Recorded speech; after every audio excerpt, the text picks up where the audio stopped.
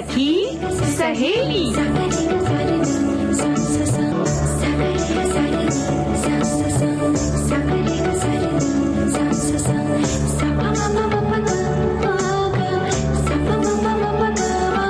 सखी सहेली।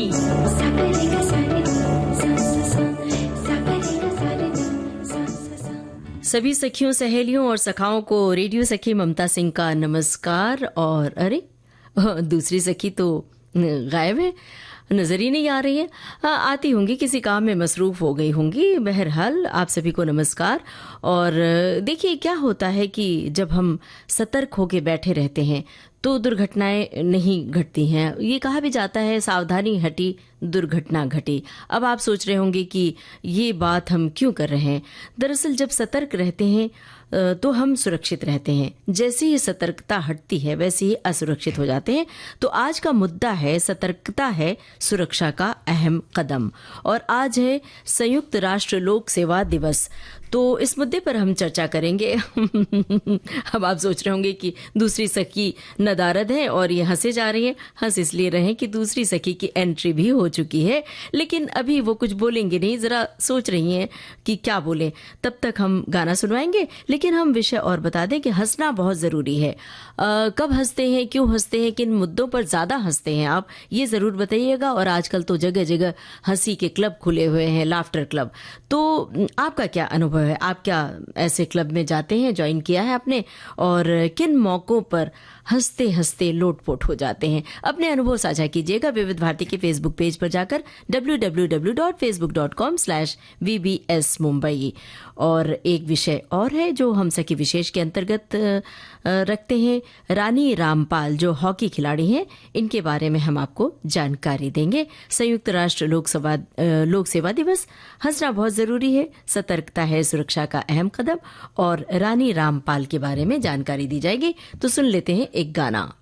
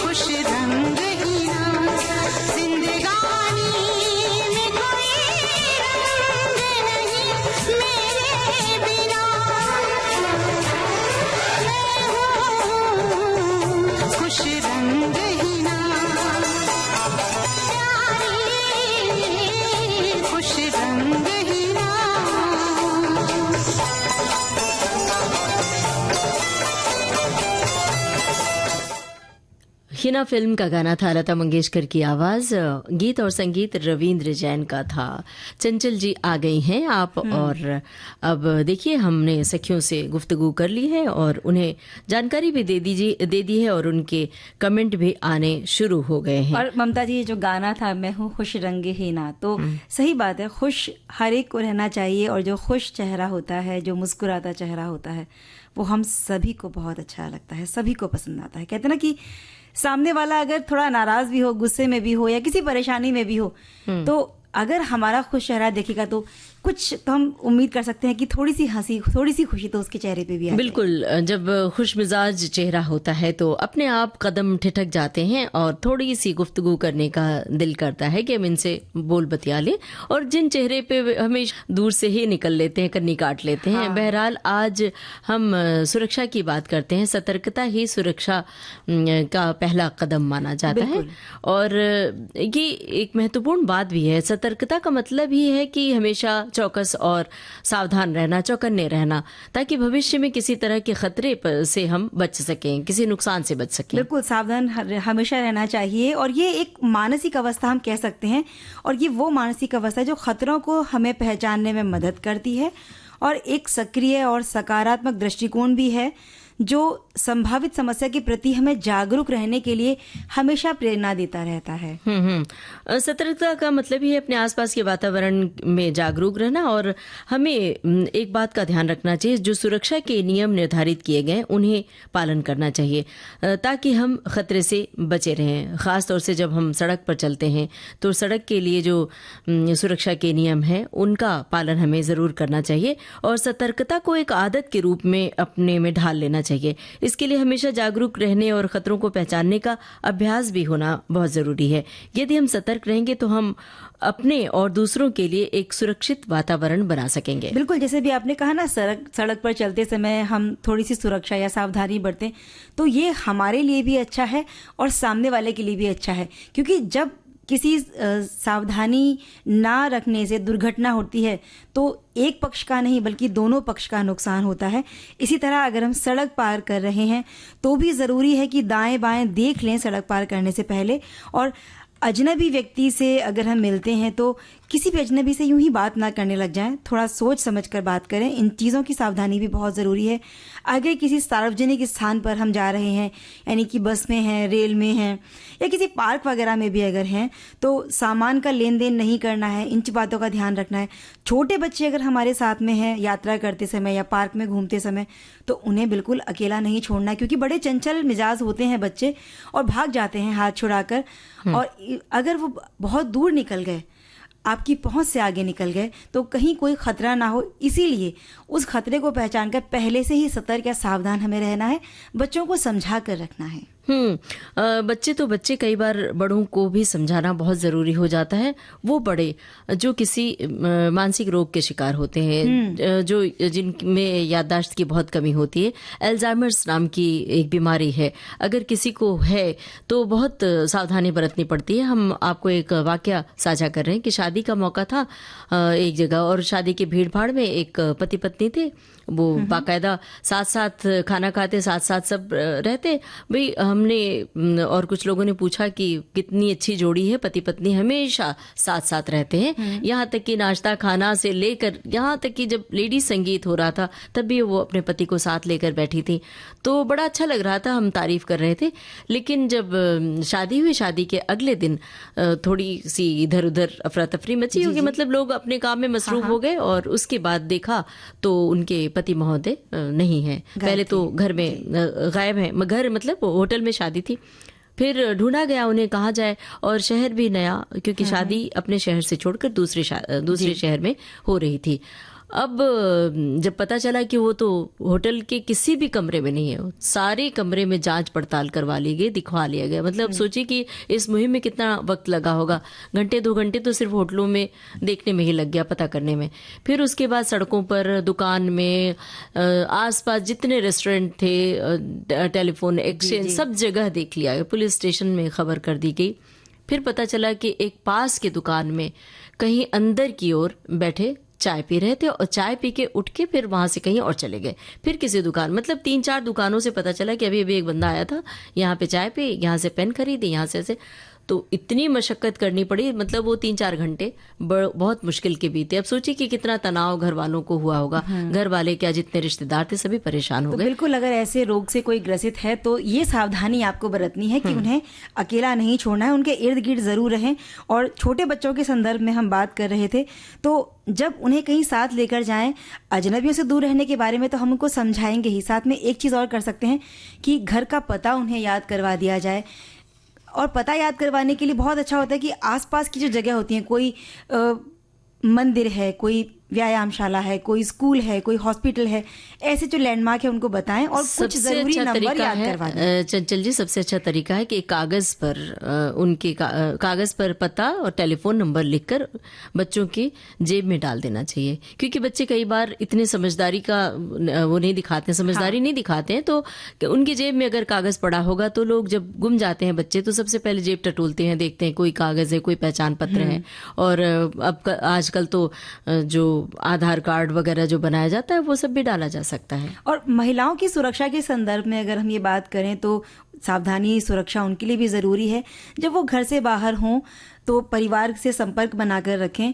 अगर रात के समय वो घर से बाहर हैं अपने काम के सिलसिले में या कहीं किसी आयोजन में गई हैं, तो पहले तो कोशिश करें कि अकेले ना जाएं, साथ में कोई हो।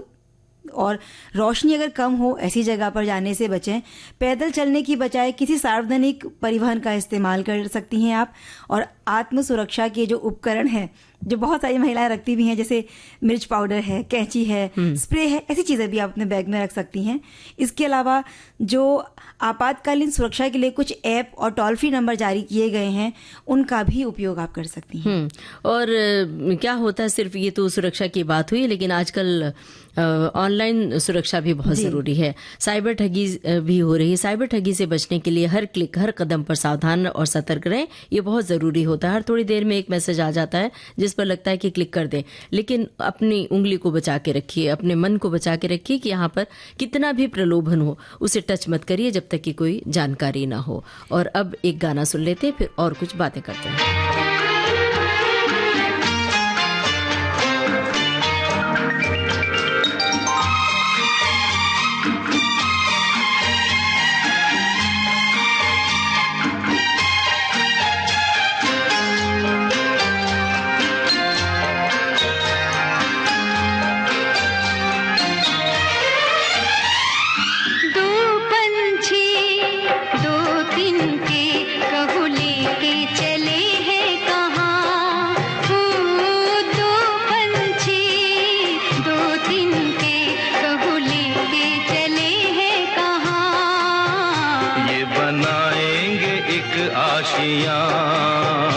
ये बनाएंगे एक आशियाँ, दो पंछी दो तिनके, कहो लेके चले हैं कहाँ। ये बनाएंगे एक आशियाँ, ये बनाएंगे एक आशियाँ।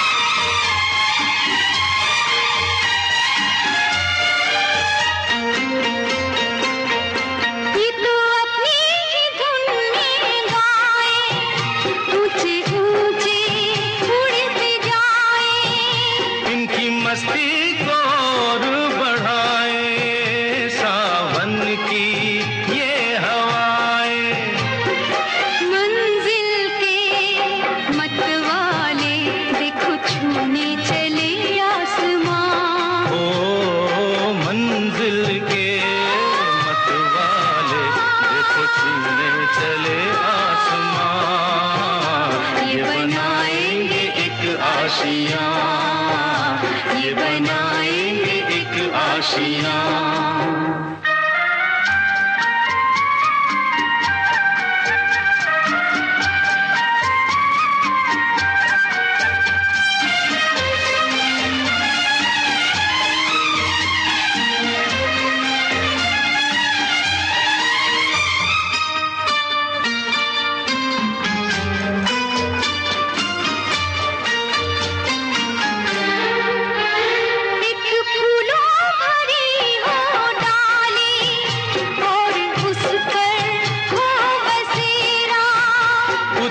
ऐसा ही मीठा मीठा है सपना तेरा मेरा।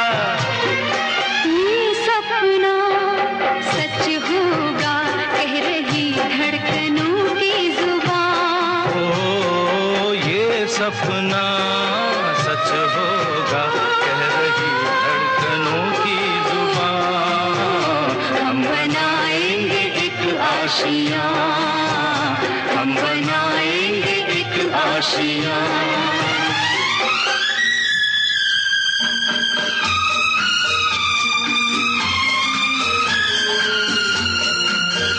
हम बनाएंगे एक आशियाँ, हम बनाएंगे एक आशियाँ, हम बनाएंगे। ममता जी, हम बात कर रहे थे ना सुरक्षा और सावधानी की, और आपने बताया था कि भाई मोबाइल से भी ठगी बहुत हो रही है। लेकिन मोबाइल की वजह से कई बार हम सावधान नहीं रहते हैं, बात करते करते चलते हैं तब भी दुर्घटना हो सकती है। और एक बहुत वायरल हो रहा है वीडियो जो मैंने भी देखा था, जो इलेक्ट्रॉनिक सीढ़ियाँ होती हैं जिन्हें हम एस्केलेटर कहते हैं, उन पर एक लड़की है जो मोबाइल पर बात करते समय चल रही है, और बस ध्यान क्योंकि मोबाइल में है तो उतरते वक्त उनका पैर वो सीधे तीसरी सीढ़ी पर गया और वो फिसलते हुए आगे चली गई, और इतनी बुरी दुर्घटना हुई उनके साथ में कि वहीं ऑन स्पॉट शायद उनकी मृत्यु हो गई। तो इस तरह की जो चीज़ें हैं, कई बार हम कानों में हेडफोन लगाए हुए चलते रहते हैं, सावधानी नहीं बरतते हैं, सड़क पर चल रहे हैं, पीछे से कोई हॉर्न बजा रहा है, और क्योंकि हमने हेडफोन लगाया तो हम किसी से बात कर रहे हैं, कोई गाना सुन रहे हैं, तो वो ध्यान नहीं जाता है। तो कृपया इन चीज़ों को लेकर थोड़े सावधान रहें, सतर्क रहें, ताकि इस तरह की दुर्घटनाओं से बच सकें। ऐसी तमाम बातें होती है। ये जो आपने एस्केलेटर की बात की, तो रेलवे स्टेशंस पे लगे हैं, यहाँ पर लिफ्ट के लिए भी बहुत सारी दुर्घटनाएं होती हैं, और जो रेलवे ट्रैक पार करते हैं खास तौर से, इसके लिए जबकि सख्त कानून लागू है कि रेलवे ट्रैक पार नहीं करना, ब्रिज पर जाके पार करना, लेकिन उसके बावजूद लोग नहीं मानते। खासकर महानगरों में, मुंबई में ये देखा जा सकता है, लोकल ट्रेन की अफरा तफरी रहती है, लोकल ट्रेन में बहुत भीड़ होती है, लंबी तादाद में लोग चढ़ते हैं। तो ऐसे में देखा कि वो हम स्लो लोकल के लिए खड़े हैं और फास्ट लोकल आने वाली है पहले, और स्लो लोकल बाद में आने वाली है, तो तुरंत वहीं पर कूदते हैं, प्लेटफॉर्म बदलने के लिए कूद के अगले को इशारा करते हैं, अगला उसे हाथ से पकड़ता भी है, उठाता भी है। ऐसे में कई हादसे होते हैं। पिछले दिनों अखबारों में भी ये चर्चा हुई थी, खबर आई थी कि ऐसे 3-4 लोग एक साथ रह गए, मतलब उनकी डेथ हो गई थी। तो इस तरह की बातों का ख्याल रखें जिससे दुर्घटना ना घटित हो। अपनी सुरक्षा खुद रखनी चाहिए। जी, अगर हम सुरक्षित रहेंगे तभी तो हंसने के और खुश होने के बहाने हमको मिलेंगे, क्योंकि हंसना बहुत ज़रूरी है जीवन में। बिल्कुल सही बात है, क्योंकि एक हंसी हमारी बहुत सारी बीमारियों को, तनाव को दूर भगा सकती है। और बिल्कुल विश्वास रखिए ममता जी इस बात पर कि जो हंसी है, इतनी सी हंसी, इतनी सी खुशी, ये हमें रोग मुक्त रख सकती है, और शारीरिक और मानसिक दोनों ही तरीके से हमें फायदा पहुंचा सकती है हमारी हंसी और खुशी। लेकिन कुछ लोग फिर भी होते हैं ना, जो हर बात में तर्क करते हैं, और फिर वो यही कहते हैं कि भाई हंसने से दिल और दिमाग खुश तो हो जाता है, लेकिन बीमारियां ठीक हो जाएंगी। इन बीमारियों के ठीक होने का इससे क्या संबंध है? लेकिन ये बात सही है कि मनोवैज्ञानिक भी इस बात को मानते हैं, मनोचिकित्सक भी मानते हैं कि हंसने से और खुश रहने से जीवन में सकारात्मक ऊर्जा है वो बढ़ती है, हैप्पीनेस आती है, और हंसते खिलखिलाते लोग सबको पसंद आते हैं। ऐसे लोग अपनी समस्याओं को तो दूर भगाते ही हैं, सामने वाले को भी खुश कर देते हैं। ये कहा जाता है कि जब हम हंसते हैं तो फेफड़ों में ऑक्सीजन तेजी से जाता है। ऐसे में हमें गहरी सांस लेने में मदद मिलती है। शरीर में ऑक्सीजन सप्लाई को बेहतर बनाने के लिए हंसी बहुत ज़रूरी है। हमारी एक सखी ने एक बात लिखी है, हंसना परिस्थितियों को भुला देता है, क्षमता अक्षमता के परे ले जाता है हंसना। दिल की बात तो शायर और कवि जाने, लेकिन हंसी के अंदाज निराले होते हैं। एक चेहरे से दूसरे चेहरे तक जो खुशी चली जाती है वो हंसी है। बड़ा सुखद, सहज और मुकद्दस सफ़र है हंसने हंसाने का। पल भर में सबको खुश करता हुआ हंसना जीवन की धड़कन है। जब तुम वास्तव में हंसते हो तो मन विलीन हो जाता है और रह जाती है केवल हंसी। खिलखिलाना, किलकता शिशु उदासी के हजार हजार अंधेरों को खदेड़ देता है। इसलिए हंसिए, क्योंकि हंसी से फूल झड़ते हैं। और हंसी से रोग प्रतिरोधक क्षमता है वो भी मजबूत होती है, लोगों की इम्यूनिटी अच्छी हो जाती है, तो वो बीमारियों को भी मात दे सकते हैं। और जो हम कहते हैं ना कि भाई रोगों को दूर भगाने की जो ताकत है, इसीलिए हम कहते हैं अगर दिन की शुरुआत हम हंसते हंसाते करेंगे तो पूरा दिन जो है वो पॉजिटिविटी से भरा हुआ रहता है।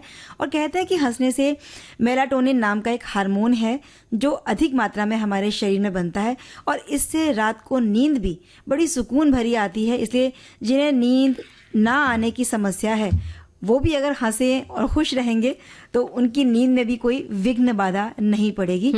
हंसने से शरीर में एंडोर्फिन जैसे खुशी के हार्मोन भी निकलते हैं, तो इसलिए दिल खोलकर अगर हंस लिया जाए या तो जो दिल की जो काट छाट यानी कि ऑपरेशन है दिल के, उससे हम बच सकें तक और दिल जो है वो बेहतरीन तरीके से काम करने लगेगा। चेहरे की हंसी दिल को भी क्योंकि खुश कर देती है। ये कहा जाता है कि अगर आप लगातार हंसते रहते हैं, खुश रहते हैं, तो आपकी खूबसूरती में भी इजाफा होता है। खास तौर से महिलाओं के लिए ये बात जरूर लागू होती है। और काम चाहे दफ्तर का हो, घर का हो या कहीं का, तो थकान होती है, तनाव होता है। जब इस थकान और तनाव को दूर भगाने में कोई दवा काम नहीं करती तो ऐसे में हंसी ऐसी बड़ी औषधि है, इतनी बड़ी औषधि है कि वो आपको इसके लिए कारगर होती है कि लोगों के तनाव को वो दूर कर देती है हंसी। इसीलिए हमारे एक साथी लिख रहे हैं कि हंसी अनेक समस्याओं का समाधान है। हंसी दुखी दिल के घावों को भरने का मरहम है, हमारे चेहरे का व्यायाम है, मन का आराम है। सेहत का एक मंत्र ये है कि आप खुलकर हंसें। कई बार पूरा दिन बिना हंसे निकल जाता है, उदासी और बेचैनियों के बादल छाए रहते हैं। हंसी के बिना दिन अगर बीता तो अंधेरे में रहने जैसा है। हास्य व्यक्ति में सकारात्मक ऊर्जा ऐसी बनी रहे। चंचल जी, अभी फिलहाल थोड़ा सा ब्रेक लेते हैं और फिर और बातें करते हैं।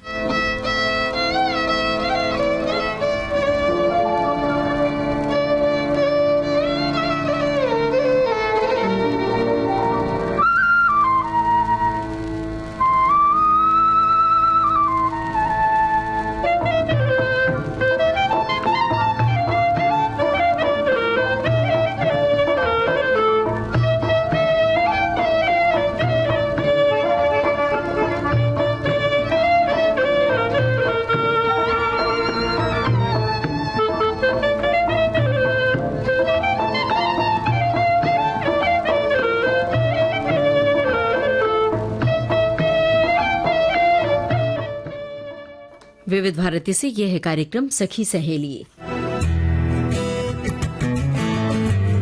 फिल्म लेखक कितना जरूरी है ना। और अपने हंसने के नाम से मुस्कुराहट दिलाती है चेहरे पर ना। बिल्कुल, और ये जरूरी भी है ना।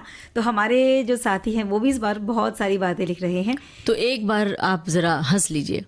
वो हंसने वाली बात है, इसलिए अब ये बात हम नहीं कह रहे हैं, हमारी एक सखी लिख रही हैं कि हंसना इतना ज्यादा जरूरी है। सच में एक वाकया इन्होंने लिखा है कि इनके घर में लिखा है कि हमारे घर में बहुत सारा आम आया था। सोशल मीडिया पर देखकर इन्होंने सोचा कि क्यों ना मैं आम का आइसक्रीम बना लूं। उन्होंने आम का पल्प तैयार करके, मतलब ये घटना इन सखी को किसी और ने बताया। सुबह पार्क में टहलने गई थी तब उन्होंने आम का पल्प तैयार करके फ्रिज में जमने के लिए रख दिया। 3-4 घंटे के बाद देखने गई तो उन्हें लगा कि जो सामग्री रखी थी वो कम लगी, तो उन्हें लगा कि जमने की वजह से कम हो गई है। फिर वो फ्रिज में छोड़कर घर से बाहर चली गई। 2 घंटे के बाद लौटी, सोचा कि आइसक्रीम जम गई होगी, आइसक्रीम निकालकर खुद भी खाऊं और पतिदेव को भी दे दूं। घर में कुछ और भी सदस्य आए थे तो डब्बे में 1-2 चम्मच पड़े हुए थे। देखा जब तो ये तो जमा भी नहीं था, फिर खा किसने लिया आखिर। जब उन्होंने पूछा तो पतिदेव ने बताया कि तुम्हारे पीछे मेरे कुछ लोग आए थे, दोस्त लोग, तो मैंने वही निकालकर उन्हें दे दिया। सबने पूछा क्या है, तो मैंने कहा कि तुम्हारी भाभी ने आम का हलवा बनाया है। उनके शब्दों में उन्हें गुस्सा तो बहुत आया, पर कोई बात नहीं, हलवा ही समझकर खा तो लिया सबने और हम सबने खूब ठहाके लगाए। क्या बात है, आइसक्रीम और हलवे में कितना फर्क है और दोनों एक हो गया। बिल्कुल, ऐसा बहुत बार होता है, लेकिन कोई बात नहीं। हंसने के बहाने आप किसी भी तरह से ढूंढ सकते हैं, हंसने के, खुश होने के बहाने, क्योंकि ये एक महत्वपूर्ण थेरेपी भी है, ऐसा हमारे एक साथी ने लिखा है। और ये थेरेपी जो है मानसिक स्वास्थ्य के लिए जरूरी है। जोर जोर से हंसने से हमारे शरीर का ब्लड सर्कुलेशन बेहतर होता है, जो हमारे शरीर में एंटीबॉडी के उत्पादन को बढ़ावा देता है। इससे हमारा इम्यून सिस्टम मजबूत हो जाता है और शरीर को रोगों से लड़ने के लिए मजबूती मिलती है और तनाव भी दूर हो जाता है। बिल्कुल। एक श्रोता ने लिखा है कि हंसना जरूरी है, बात बात पे हंसना नहीं भाई, मौके बेमौके हंसना जरूरी है। हाँ, मिलन के क्षणों में हास परिहास भी जरूरी है, किंतु उस क्षण की विसंगति है कि लोग कोई सुन तो नहीं रहा, कहते हैं कि फिर हंसने की और ठहाका लगाने की बात ही नहीं। हाँ, यारों की महफिल जमी है, जुमलेबाजी हो रही है, तो क्यों पीछे रहें, नहले पे दहला मारो ना और जोर से ठहाका लगाकर कह भी डालो चले थे हमसे पंगा लेने। बाकी क्या बताएं, हमारे एक डॉक्टर हैं, उनके इलाज का तरीका सुनकर चौंक जाएंगे आप। वे जाते ही चुटकुले सुनाने लगते हैं, फिर आप बीमारी भूलकर हंसने में मशगूल हो जाते हैं। उनका कहना है कि हंसना बहुत जरूरी है, तो हमारी गोली से भी ज्यादा कारगर है। इसी तरह चंचल जी मुंबई में एक डॉक्टर हैं, बच्चों के डॉक्टर हैं। हाँ। तो जब भी हम उनके पास जाते थे अपने बच्चे को लेकर, तो पहले वो 2-3 चुटकुले सुनाते थे।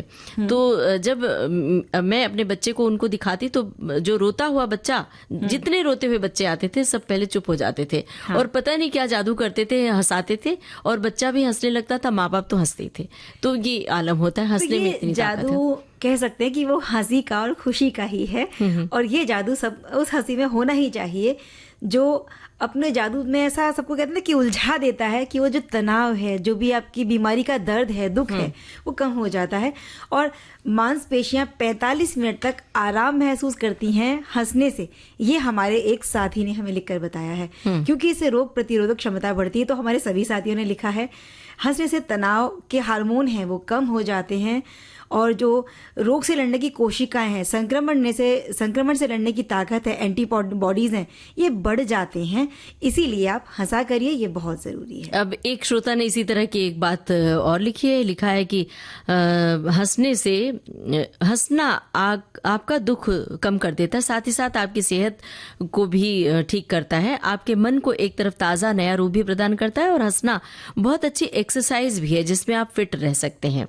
हंसते हैं तो आपकी गालों की भी एक्सरसाइज होती है, आपकी स्किन भी अच्छी रहती है और सबसे बड़ी बात पता है, अगर आप हंसते हैं तो आपका मन तरोताज़ा होगा। मन में जो बहुत सारा गुबार भरा है वो निकल जाता है, हंसने से थोड़ा मन हल्का हो जाता है, हम एक अच्छे जोन में चले जाते हैं। इस कारण हंसना बहुत ज़रूरी है। हम सबको कम से कम दिन में 2 बार तो हंसना ही चाहिए, चाहे हम कुछ भी करें या ना करें, लेकिन हमें हंसी ज़रूर आनी चाहिए। तो 2 बार हंस चुके हैं ना इस प्रोग्राम में। 2 बार नहीं, हम तो कहें 20 बार, 40 बार, 50 बार, जब तक आपका हंसने का मन करे आप तब हंसिए। और हंसी ना आती हो तो छोटे बच्चों के साथ अगर वक्त बिताएंगे तो उनकी बातों पर जरूर हंसी आ जाएगी। अब ऐसी ही बात हमारे एक श्रोता ने लिखी है कि गर्मी की छुट्टियों में हमारी बेटी आई हुई थी, 4 नन्हे मुन्ने बच्चे थे, घर के एक सदस्य 20 लोग, करीब 20 लोग हैं।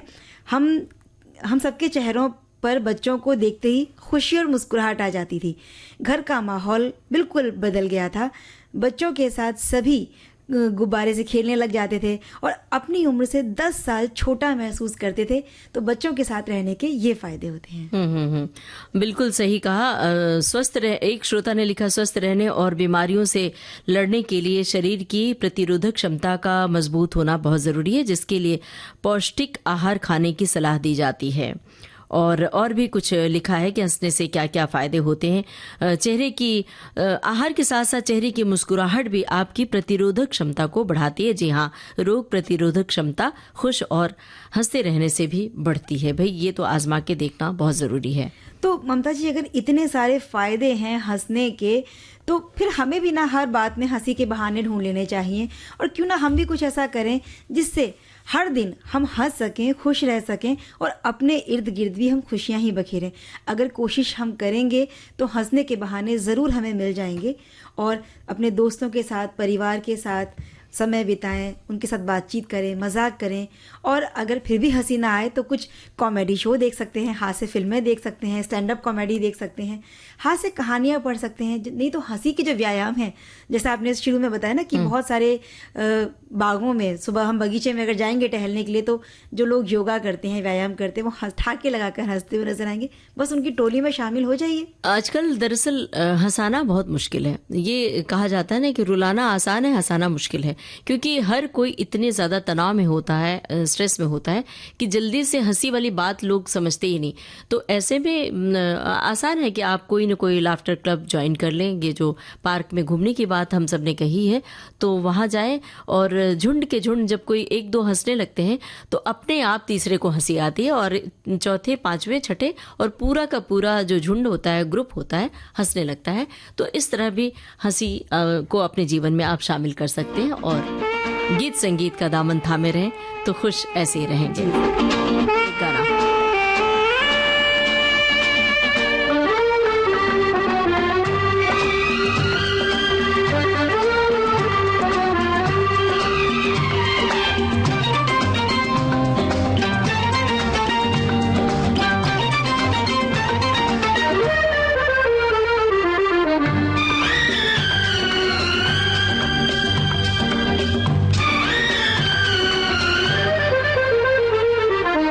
खुशियाँ ही खुशियाँ हो दामन में जिसके, खुशियाँ ही खुशियाँ हो दामन में जिसके, क्यों न खुशी से वो दीवाना हो जाए। ऐसे मुबारक मौके पे साथी, ऐसे मुबारक मौके पे साथी, पेश दुआओं का नजराना हो जाए। खुशियाँ ही खुशियाँ हो दामन में जिसके, क्यों न खुशी से वो दीवाना हो जाए।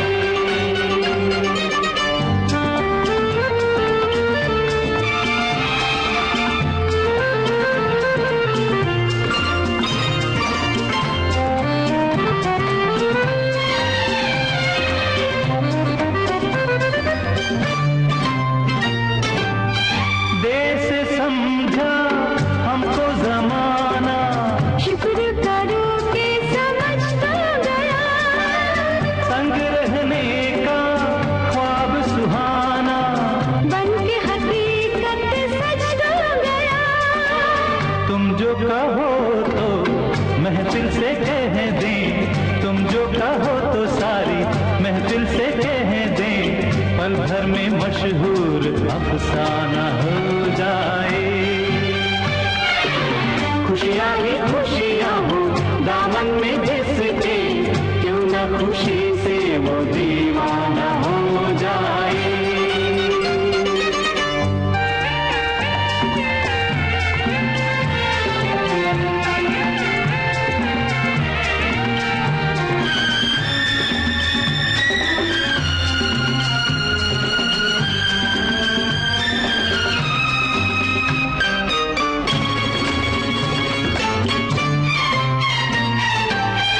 कोई क्या जाने हमने क्या क्या खेल रचाए तुम्हारे लिए, हम भी कैसी कैसी मंजिल छोड़ के आए तुम्हारे लिए।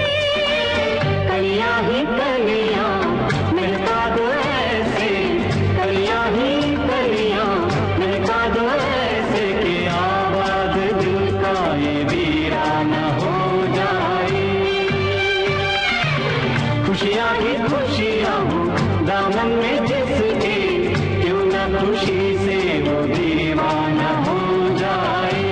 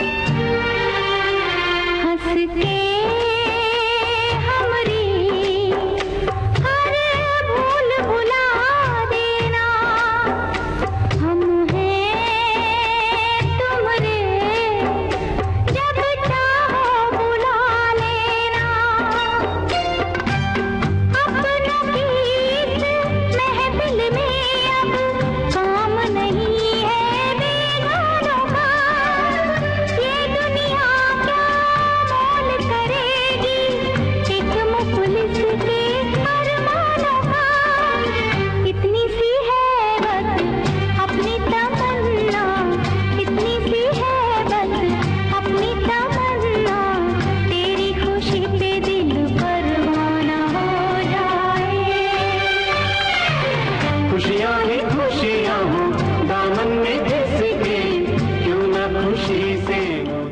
ममता जी, खुश रहने के लिए आप संगीत सुन सकते हैं, अपने मनपसंद कोई भी काम कर सकते हैं और कोई अच्छा सा खेल भी खेल सकते हैं। और सोमवार के दिन में हम ऐसी ही एक खिलाड़ी महिला की बात करते हैं। आज हम बात कर रहे हैं रानी रामपाल की, जो कि एक हॉकी खिलाड़ी रह चुकी हैं। बिल्कुल। और वैसे तो ये खेल जगत से संन्यास ले चुकी हैं, लेकिन खेलों से अभी जुड़ी हुई हैं और हॉकी जगत की रानी कहलाती हैं रानी रामपाल।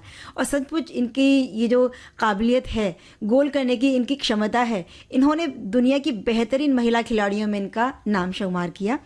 और एक हॉकी की भारत के में ये दिग्गज खिलाड़ी हैं और अंतर्राष्ट्रीय स्तर पर लगभग 254 मैचों में भारत का प्रतिनिधित्व इन्होंने किया। उनकी कप्तानी में टीम ने जो 2020 में टोक्यो ओलंपिक हुए थे उसमें ऐतिहासिक चौथा स्थान हासिल किया था। तो और भी जानकारी दे दे रानी रामपाल के बारे में। इन्होंने 2008 में कजान में ओलंपिक क्वालिफायर में सिर्फ 14 साल की उम्र में डेब्यू किया था और उसके बाद 254 अंतर्राष्ट्रीय मैच खेले और 120 गोल बनाए, जिससे वो सीनियर स्तर पर भारतीय हॉकी का प्रतिनिधित्व करने वाली सबसे कम उम्र की महिला खिलाड़ी बन गई। इनका जन्म हुआ हरियाणा के कुरुक्षेत्र जिले के एक छोटे से गांव शाहबाद में 4 दिसंबर 1994 को। और इनके पिता गाड़ी खींचने का काम किया करते थे। 7 साल की उम्र में ही रानी को हॉकी से प्यार हो गया, ऐसा हम कह सकते हैं। और परिवार के जो आर्थिक हालात थे वो बहुत अच्छे नहीं थे। ऐसे थे कि एक नई हॉकी स्टिक भी इनके पिता नहीं दिलवा सकते थे, लेकिन इनके हौसले बड़े बुलंद थे और कुछ कर दिखाने का मन में जुनून था। इसलिए हालात चाहे जैसे भी थे, हार तो इन्होंने मानी नहीं, लेकिन इन पर भरोसा किया। ऐसे हालात में इनके गुरु कोच बलदेव सिंह ने, जो द्रोणाचार्य सम्मान पा चुके हैं, और इन्हें एक नई हॉकी स्टिक भी इन्होंने ही दिलाई और गुरु का आशीर्वाद लेकर बस ये आगे बढ़ी, फिर मुड़कर पीछे देखा ही नहीं। बिल्कुल। और जब रानी ने खेल जगत में अपना पदार्पण किया उस समय वे महज 14 बरस की थीं।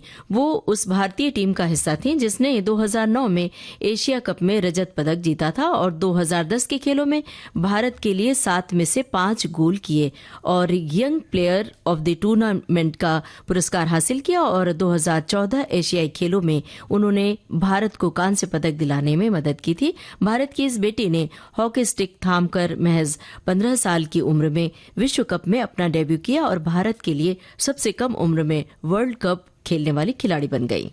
रियो ओलंपिक जो 2016 में हुए, इसमें ओलंपिक डेब्यू में भारत में 12वें स्थान पर रहने के बावजूद रानी ने टीम पर अपना प्रभाव ऐसा बनाया कि वो बढ़ता ही रहा और तीसरी बार ओलंपिक में भाग लेने वाली भारतीय महिला टीम के ओलंपिक खेलों में अब तक का सबसे अच्छा प्रदर्शन है। 2017 में रानी भारत की महिला एशिया कप विजेता टीम की हिस्सा थी। उन्हें जल्द ही कप्तान बनाया गया और 2018 में उन्होंने भारत को एशियाई खेलों में रजत पदक, विश्व कप में क्वार्टर फाइनल और राष्ट्रमंडल खेलों में चौथा स्थान दिलाया था। भारतीय महिला हॉकी टीम की कप्तान रानी रामपाल ने 2020 के टोक्यो के खेलों में चौथे स्थान पर भारत को पहुंचाया, जब ग्रेट ब्रिटेन के खिलाफ एक कड़े मुकाबले में भारत को हार का सामना करना पड़ा था और कांस्य पदक जीतने से वो चूक गई थी।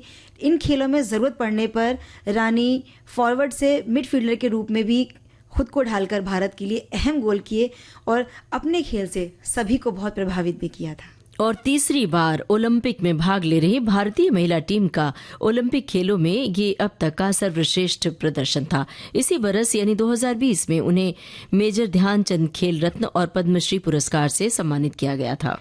टोक्यो 2020 के बाद उन्हें एक चोट लगी और इस चोट ने उन्हें काफ़ी परेशान किया और इसके बाद जो खेल हुए 2022 में FIH महिला हॉकी विश्व कप और राष्ट्रमंडल खेल, इनसे वो बाहर हो गई और 2023 में राष्ट्रीय टीम में उन्होंने वापसी की, लेकिन एशियन गेम्स की टीम में उन्हें शामिल नहीं किया गया था।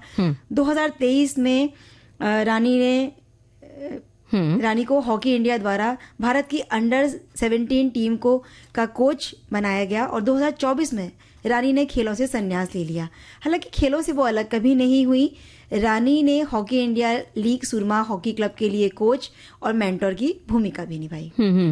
रानी रामपाल पहली भारतीय महिला हॉकी खिलाड़ी बनी जिनके नाम पर किसी स्टेडियम का नाम रखा गया, यानी जब रायबरेली में भारतीय रेलवे के मॉडर्न कोच फैक्ट्री स्टेडियम का नाम बदलकर रानी गर्ल्स हॉकी टर्फ रख दिया गया। सचमुच हॉकी की रानी रामपाल भारतीय महिला हॉकी का एक बड़ा नाम है। और इसी तरह के सारे संदेश हमारे श्रोताओं ने भी हम तक पहुंचाए हैं उनकी जानकारी को लेकर। अब कार्यक्रम में आगे बढ़ते हैं गीत के साथ में।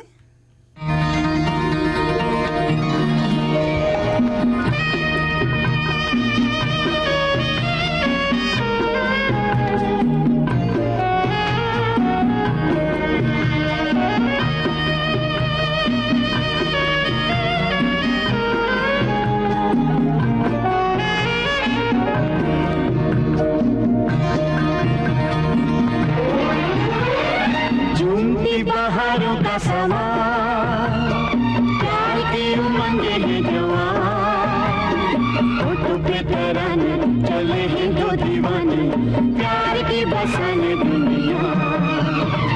झूमती बहारों का समा प्यार की उमंगे हैं जवान, होठों पे तराने चले हैं दो दीवाने, प्यार की बसाने दुनिया। झूमती बहारों का समा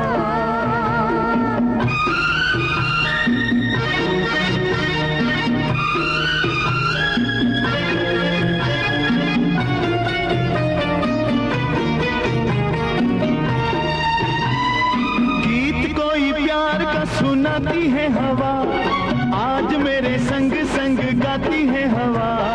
गीत कोई प्यार का सुनाती है हवा, आज मेरे संग संग गाती है हवा।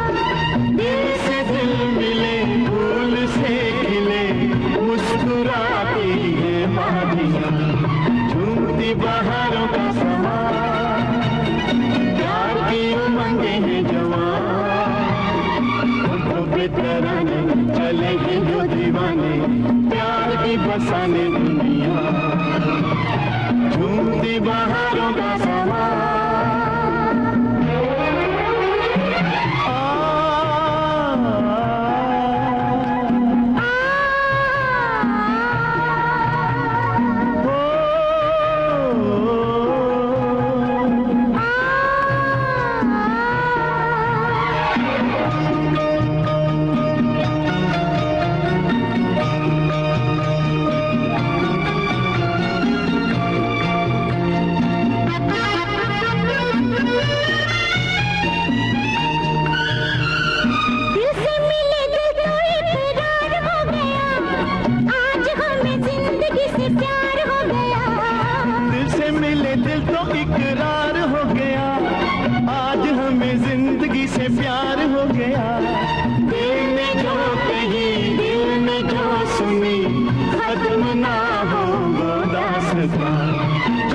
बहारों का समा प्यार की उमंगे हैं जवान, होठों पे तराने चले हैं दो दीवाने, प्यार की बसाने दुनिया। झूमती बहारों का समा।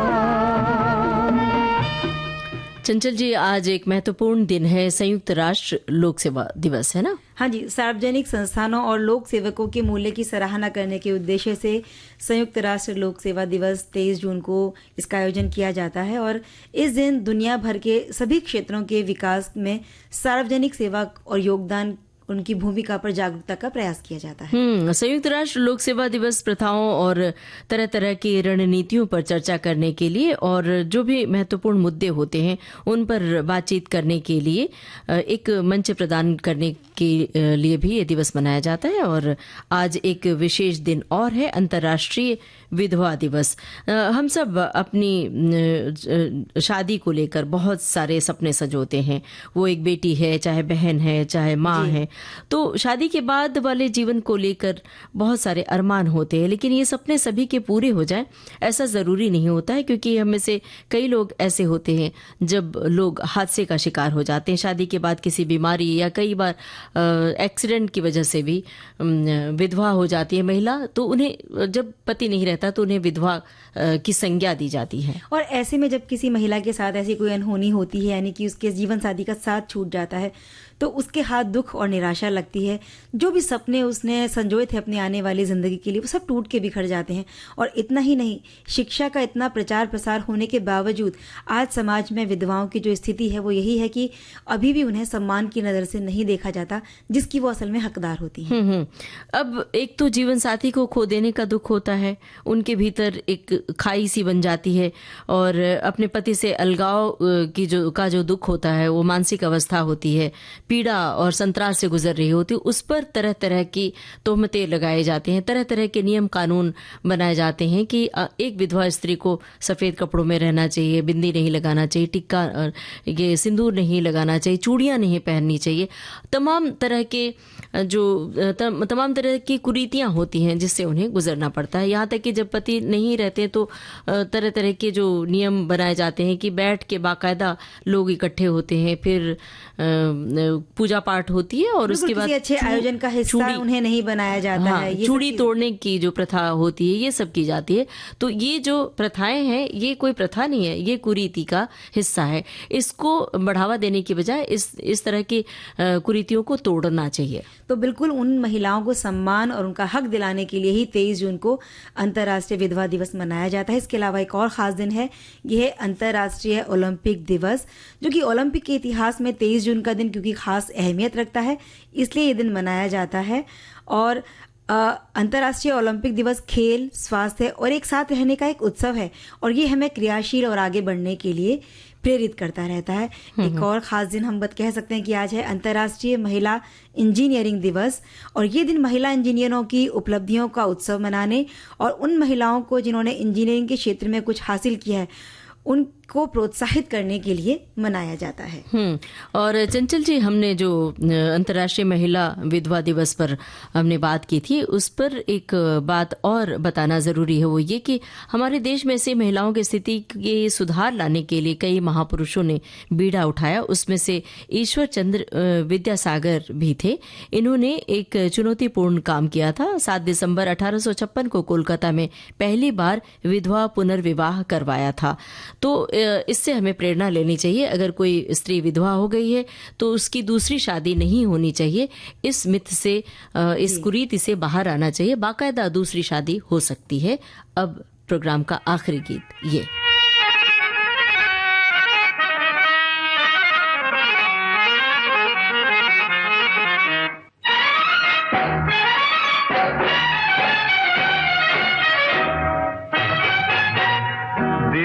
टुकड़े टुकड़े करके मुस्कुरा के चल दिए, दिल के टुकड़े टुकड़े करके मुस्कुरा के चल दिए। जाते जाते ये तो बता जा, हम जिएंगे किसके लिए?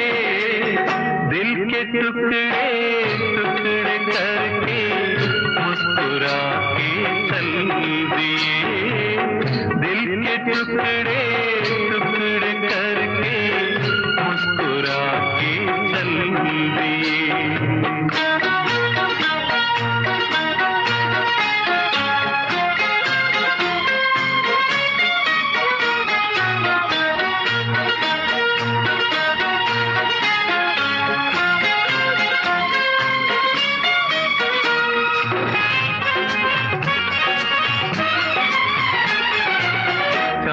भी होगा, तारे भी होंगे, फूल चमन में प्यारे भी होंगे, लेकिन हमारा दिल ना लगेगा।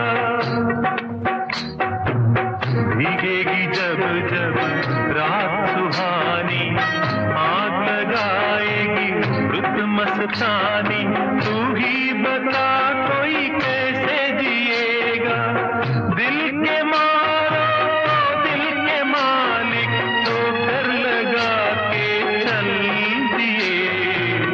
दिल के टुकड़े टुकड़े करके मुस्कुरा के चल दिए। जाते जाते ये तो बता जा, हम जिएंगे किस टुकड़े टुकड़े करके मुस्कुरा के चल दिए।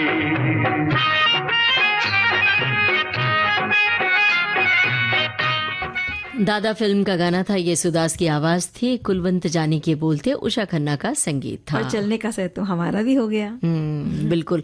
तो अब कुछ भी बोले नहीं, कुछ कोई गाना नहीं सुनवाए, लेते हैं सखियों और सखाओं से इजाजत। आप सभी को ममता सिंह और चंचल वर्मा का नमस्कार। सखी सहेली कार्यक्रम की प्रोड्यूसर अनुश्री पाठक।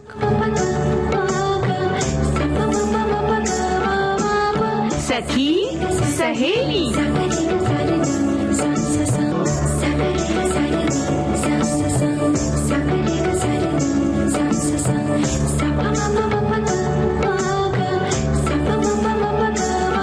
सखी सहेली।